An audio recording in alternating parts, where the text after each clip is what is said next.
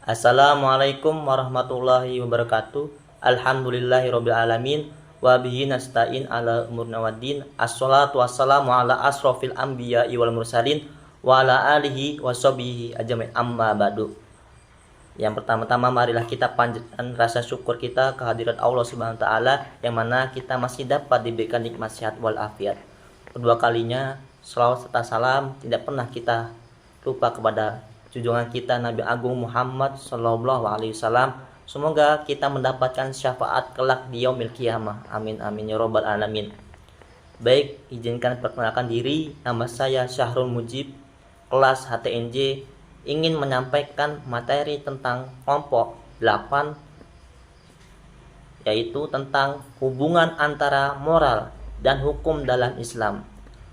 Makna hukum dan moral secara etimologi, kata hukum bersumber dari kata hakama yang berarti menolak. Terbentuklah kata al-hakamu yang berarti menolak kezaliman atau penganiayaan. Secara etimologis, moral berasal dari bahasa Belanda moral yang berarti kesulian atau budi pekerti. Secara terminologi, hukum adalah suatu aturan dan ukuran perbuatan yang menunjukkan perbuatan-perbuatan tersebut ke tujuan yang semestinya. Jika kata hukum bila dibandingkan dengan Islam, maka yang dimaksud hukum Islam adalah kitab Allah yang berkaitan dengan perbuatan manusia mukallaf, baik berupa perintah, larangan, pilihan maupun ketetapan hukum kausalitas. Hubungan antara hukum dengan moralitas. Terdapat hukum yang membebankan suatu keharusan mutlak sesuai imperatif kategoris seorang harus bermoral serta senang atau tidak senang, maka dia harus menyesuaikan perbuatan-perbuatan Anda dengan norma moralitas. Hukum dan moral harus berdampingan karena moral adalah pokok hukum. Tidak pernah ada pemisahan total hukum dari moralitas.